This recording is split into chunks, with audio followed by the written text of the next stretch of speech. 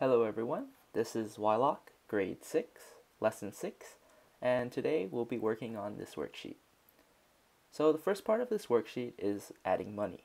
Now adding money is a very simple concept. All you have to do is add it just like as if it were decimals. The only difference is that there's a dollar sign in front of it. So we'll start off with the ones. So what I like to do is add simple numbers, so in this case 5 and 6, and then add it with 8, and that gets 19. We carry the 1 and then work on the next one. 9 plus 1 is 10, and then 7 plus 2 is 9.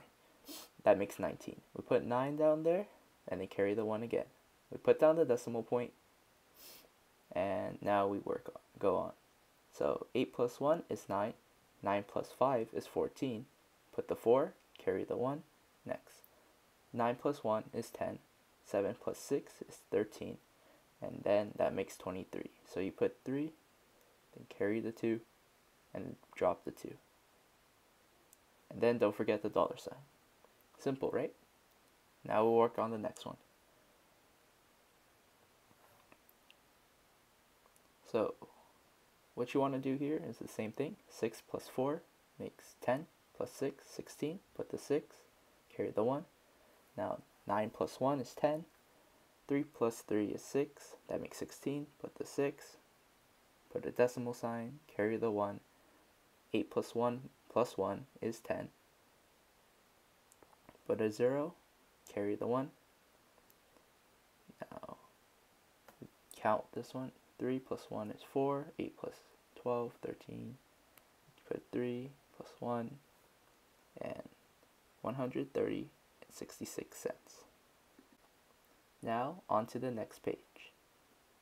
The next page is working with fractions. Now, when we work with fractions, the first thing you want to do is find the denominator. So in this case, we're just going to have to count. So 1, 2, 3, 4, 5, 6, 7. So 7 is the denominator. To find the numerator, we count the shaded numbers. 1, 2, 3. So the answer is 3/7 of the circle is shaded. Now we go on to the next one. We count 1, 2, 3, 4, 5, 6, 7, 8, 9, 10. So 10 is the denominator. As for the numerator, we count 1, 2, 3, 4, 5, 6, 7, 8. So 8/10. However, in this case, because we notice that these numbers can be simplified, we want to have the simplified answer. So 8 and 10 can both be divided by 2. So that's what we'll do to simplify it. 8 divided by 2 is 4. 10 divided by 2 is 5. So 4/5 is our simplified answer. And in math, we always want to have our simplified answer. So we'll do one last practice problem. Count the denominator. 1, 2, 3, 4, 5, 6, 7, 8, 9, 10, 11. So we put it on the bottom. And then we count the shaded numbers. 1, 2, 3, 4. So 4/11 is how many of the circle is shaded. So simple, right? On the next page, we'll be finding points on a graph. So when we're finding points on a graph, you typically want to look at the first number and then look at the second number. The first number will be on the x-axis. The second number will be on the y-axis. So the first line, the bottom line, is the x-axis, and we'll mark it. And the line going up is the y-axis. So when we're plotting points, we look at the first number, which is 8, and then we try to find the 8 on the x-axis. So where is it? There it is. Now to find the second part of the point, we look up 6. So we go up 6, we find n, and we write it down. Pretty easy, right? Alright, we'll go on to the next one. So on this one, we notice that the x-axis is 4.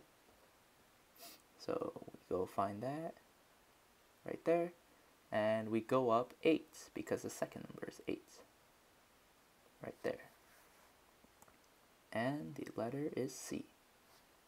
And then we'll just do one last one to practice one last time. So it's 8 in the first number. So we look at the x-axis, we find 8. Then 8 in the y-axis, we go up 8. And right there, we find our point. And the letter is E. Now we'll move on to the final page. So on this last page, we are given some points and we have to plot them on a larger graph, which includes negative numbers. But don't freak out, it's not that different from the previous page. You just look at it the exact same way. Look at the first number, which tells you the x-axis, the second number, which tells you the y-axis, and then you plot. So in this case, it's 7, 6. So we go to the graph, we find 7 on the x-axis, and they go up to 6. And then we plot. Simple, right? Alright, so we'll try finding a harder example this time. So let's try 1 and negative 1.5. So just because it has a negative number, you don't have to freak out. It's exactly the same thing. You just find 1 on the x-axis. Then you find negative 1.5, which is in between negative 1 and negative 2. And since there's no line, you just put it where you think it is. So try your best to put it in the middle. Doesn't have to be exact, it'll still look exactly the same. So that's where I put it. Okay, not that very hard. And then we'll try one more example, maybe slightly harder, but not that much different. Let's try two negatives, negative 2.5, comma negative 1.5. Now, again, this is not that difficult. It's exactly the same thing. You just look at the x-axis, find negative 2.5, which is in between negative 2 and negative 3. So you just plot the point. And then as for negative 1.5, it's between negative 1 and negative 2. Just plot. And we are done. If there are any questions, just try to review, see if there's anything that you need help with, and thank you for watching.